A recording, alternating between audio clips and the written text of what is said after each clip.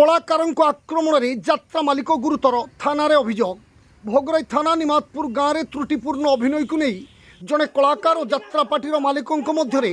मुहांमुही परिस्थिति सृष्टि होती एपरिक संपृक्त कलाकार माड़े यात्रा पार्टी मालिक गुरुतर आहत हो चिकित्सित होता बेले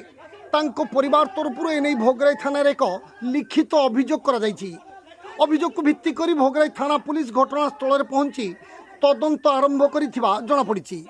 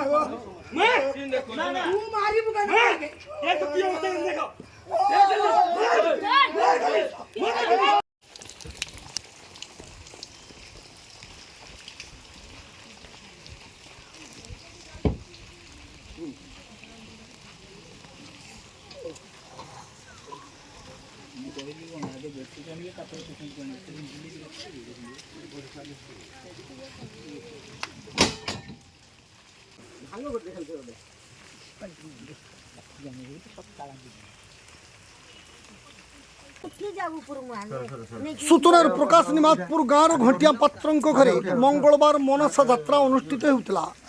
एतिबेले से ग्रामर अद्वैत दत्तों पुओ रवींद्र दत्तों अभिनय त्रुटि घटवर यात्रा पार्टी मालिक तथा से गाँव सुदाम दास संपृक्त कलाकार तागिद करते एथिरे उत्त्यक्त हो रवींद्र सुदाम को असभ्य भाषा गाली गुलज करने सहित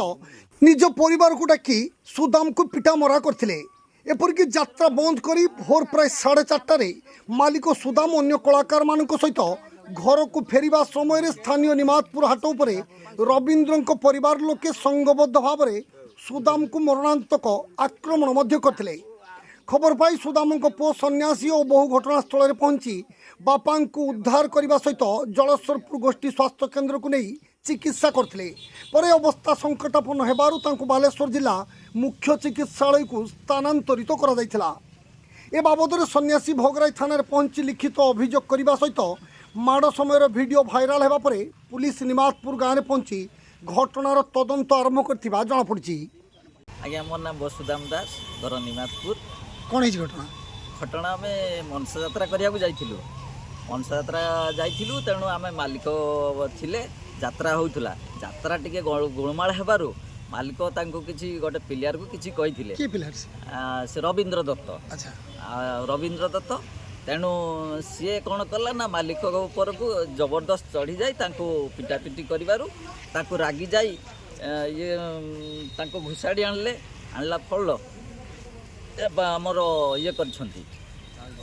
घर लोक छड़ाछड़ी कर छड़ाछड़ी कर पठाईदेला पुणी रवींद्र दत्त कौन कर झील सी तार बो पुओ से आसी पुणी यात्रा सरी पेंडल को चढ़ी जाए सब छिड़ा छिड़ी कर या जबरदस्त पेंडल घुषाड़ी आनी मारिदेवाई धमक देकी घुषाड़ी ले गले अधा रास्तार ले जावा घर फेर पठाई देते जे जाओ सेठार छड़ाछड़ी करदेला राति 4:30 समय आम घर को आस यात्रा तो हो पारा ना घर को आसवा समय आसला बेलू आम निमातपुर हाट छकरे कि 3-4 जन बस तेणु से आमको आम आसुलु से धरले जबरदस्त घोषड़ा घुषुड़ी और मारापिटा करियो बोली आम द्वार पूछा तो गठी भांगीद यही सब कथा कहीकि जबरदस्त से प्राणा घोषरा करते आउ 10 जन भी लोक जटी तेणु हाथ छड़े भाई को मुझे घिनिए पलि आसती घर पाखक। अवस्था केमती? एवं अवस्था हस्पिटाल को 108 आनी अवस्था भल ना जलसरपुर पुणी बालेश्वर से ट्रांसफर कर एने थाना अभियोग कर एबे थानार अभियोग करवा बोली आसीछु कौन दाबी करेंगे दाबी करूछु आमे मोबाइल तांकर चोरी हो जाइछि एवं 20,000 टंका तांको पॉकेट रे नाही सेटा आमे दाबी करूछु। बालेश्वर जिला भोगरेरु स्वरित सपन पंडा रिपोर्ट जीटीवी ओडिया।